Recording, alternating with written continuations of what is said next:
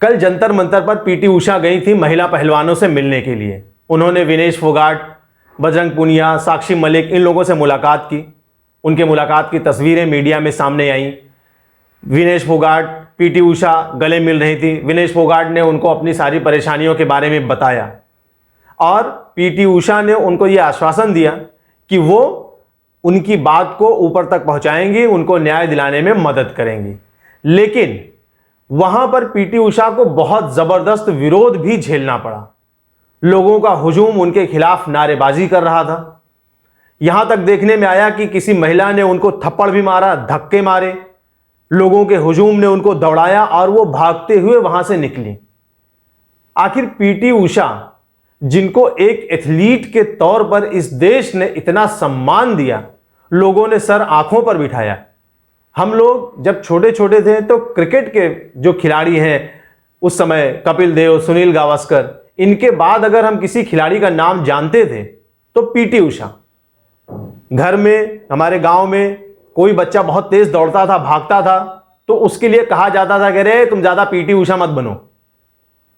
तो पीटी उषा का नाम बचपन से सुनते आए हैं। बचपन से उनके लिए एक सम्मान है, एक महत्व रखती हैं वो देश में। राज्यसभा की सांसद हैं। उसके बाद भी जंतर मंतर पर जब वो खिलाड़ियों के धरना प्रदर्शन को अपना समर्थन देने गई, उनसे बातचीत करने गई, उनका दुख दर्द बांटने गई, तो उनके साथ ये धक्का मुक्की क्यों की गई? उनको थप्पड़ क्यों मारे गए? उनको धक्के क्यों मारे गए? उनको दौड़ाया क्यों गया? तो कहीं ना कहीं पीटी उषा अपने साथ हुए इस दुर्व्यवहार की जिम्मेदार खुद भी हैं। याद कीजिए 4-5 दिन पहले पीटी उषा का एक स्टेटमेंट, जिसमें उन्होंने कहा था कि ये खिलाड़ी जो सड़क पर धरना प्रदर्शन कर रहे हैं, ये अनुशासनहीनता है, उनको हमारे पास आना चाहिए, हमसे बात करना चाहिए। ये सरासर अनुशासनहीनता है, इसको बर्दाश्त नहीं किया जाएगा।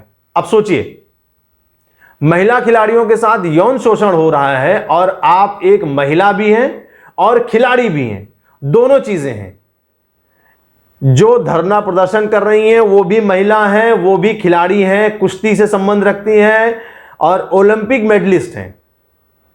ऐसी लड़कियों का जब यौन शोषण किया जाता है तो आपने जो एक स्टेटमेंट दिया, आप भी एक महिला हैं, आप भी एक खिलाड़ी हैं, आपने भी तमाम सम्मान, तमाम पदक हासिल किए हैं, इसके बाद भी आपका जो स्टेटमेंट था वो कितना ज्यादा महिला विरोधी और कितना ज्यादा खिलाड़ी विरोधी था।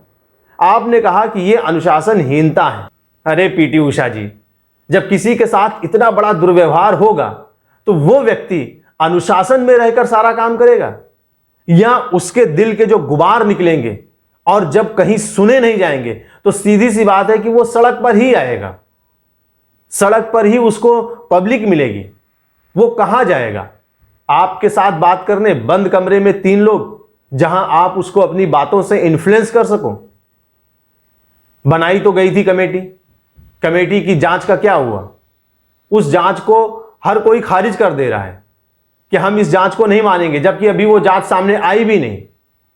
फिर भी इन खिलाड़ियों को पता है कि उस जांच कमेटी में जो लोग थे वो इस पूरी घटना से या तो पूरी तरह वाकिफ नहीं है या वो इस घटना को बहुत हल्के में ले रहे हैं।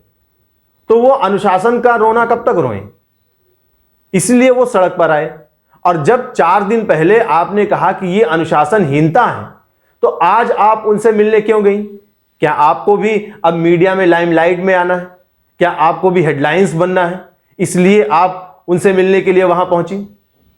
तो कहीं ना कहीं जो महिला विरोधी और खिलाड़ी विरोधी आपने बयान दिया था, उसकी वजह से ही आपको यह दुर्व्यवहार झेलना पड़ा। अब मेरा सवाल उन लोगों से भी है जो लोग वहां पर इन खिलाड़ियों के धरना प्रदर्शन को अपना सहयोग दे रहे हैं। बहुत अच्छी बात है कि जनता धीरे धीरे वहां इकट्ठा हो रही है, लेकिन मेरे भाई, मेरे बंधु, मेरी माताओं, मेरी बहनों, आप वहां पर एक महिला खिलाड़ी के यौन शोषण के खिलाफ इकट्ठा हुई हैं। एक महिला के साथ जो दुर्व्यवहार हुआ है उसको न्याय दिलाने के लिए आप इकट्ठा हुई हैं। और एक इतनी बड़ी खिलाड़ी, वो भी महिला, जब वहां पहुंचती है तो आप उसके साथ दुर्व्यवहार करने लग जाते हैं। क्यों? अगर एक महिला के दुर्व्यवहार को आप समर्थन दे रही हैं, तो इसके नाम पर दूसरी महिला के साथ दुर्व्यवहार करने का अधिकार आपको किसने दिया है? इससे आपकी मंशा जाहिर होती है कि आप वहां पर महिला पहलवानों के यौन शोषण के खिलाफ जो धरना प्रदर्शन हो रहा है उसको समर्थन देने नहीं पहुंचे हैं, बल्कि आप वहां पर राजनीति से प्रेरित होकर अपनी राजनीति चमकाने के लिए वहां आए हैं। यह बात देश के सामने आती जा रही है।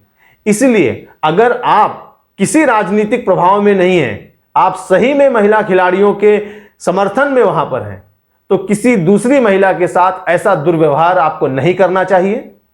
बस महिला पहलवान जो वहां पर धरना प्रदर्शन कर रही हैं उनको समर्थन दीजिए, दूसरे किसी के साथ भी आप दुर्व्यवहार मत कीजिए, धरना प्रदर्शन को दूसरा रंग मत दीजिए। और पीटी उषा जी से भी विनम्र निवेदन है कि आप एक ऐसी पोस्ट पर हैं जहां आप इन महिला खिलाड़ियों के आवाज को बहुत बुलंद तरीके से पहुंचा सकती हैं। आप वो काम कीजिए, इनको समर्थन दीजिए, इनकी आवाज को वहां तक पहुंचाइए।